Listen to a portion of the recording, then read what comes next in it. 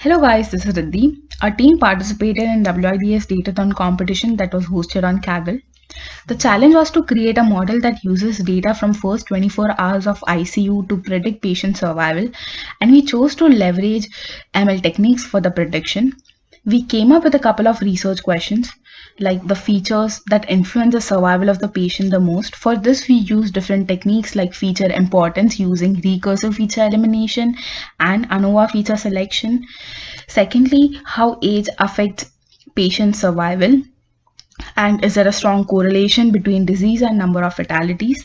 In this visualization, yes, the disease such as hepatic failure and immunosuppression has higher death compared to other disease conditions.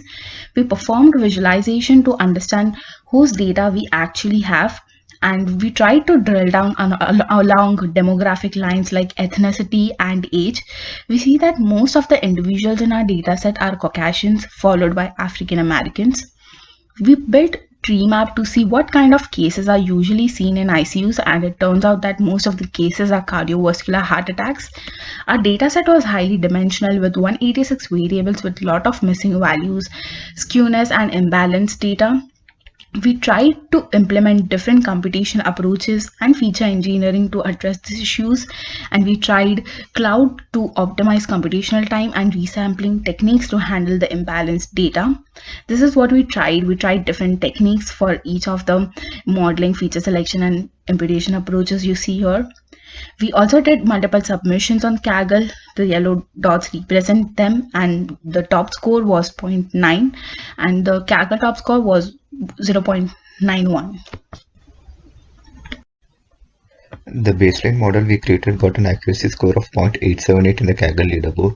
To obtain this, we used simple imputers for replacing missing values, created dummy variables, and used random forest classifier for modeling. After baseline, we created various different models with hyperparameter tuning and different pre-processing techniques. This graph shows the performance of each of them. When we used PCA for feature engineering, we can see that the model accuracy dropped significantly. When we used deep learning, we got an accuracy score close to 0.9, and then the best model was obtained using LightGBM. Towards the end, we can see that the curve is straight, but actually it is varying but very marginally. This graph shows a better picture of how it's varying. It is varying in the 4th or 5th decimal plateau. One of the issues we were facing in hyperparameter tuning is that it's computationally intensive and takes a lot of time. Hence, we shifted to cloud for better resources. But cause of the pandemic, even Google had restricted the use of GPU to just one per user. Finally, even this was time consuming, and then we had to abandon this approach. The best model we obtained was using LightGBM with hyperparameter tuning. We got an ROC score of 0.94 in the training, and we got a Kaggle leaderboard score of 0.901.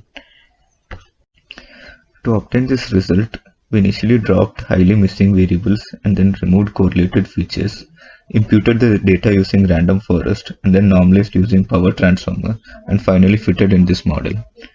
Now, coming on to the key takeaways for this project, we learned a lot and we struggled a lot. A few of the major areas that we struggled with were feature engineering, hyperparameter tuning, and of course, when nothing works, model debugging. Starting with feature engineering, it was mostly data issues. Data was just bad. There were a lot of missing values, and for medical readings, it was very difficult for us to validate whether the data was in correct range or not. Another thing that was a problem for us was correlation. Usually we are told that we should drop correlated columns, but for us it actually decreased performance. Probably because even though symptoms occur together, a doctor just doesn't neglect few of the symptoms. All of the symptoms inform his diagnosis. Coming to hyperparameter tuning, this is always a challenge because there are so many hyperparameters and there are so many combinations to be tried. What worked for us in this case was a telescopic search where we actually initially just tried wildly different values and eliminated the search space and then zoomed in on particular values. Another thing was just to get better hardware so that we could try different things in parallel and try many more things. And that is where cloud comes into the picture because you can just spin up resources as needed and scale them up. Now coming to the most important part, and that is model debugging. When you hit a plateau in performance, it becomes very important to figure out what is going wrong. And that means looking closely at the things that the model is trying to tell you. And we look at things like confusion matrix or learning curves and other tools to figure out whether it's a bias problem or it's a variance problem. And that helps us to narrow down the potential solutions.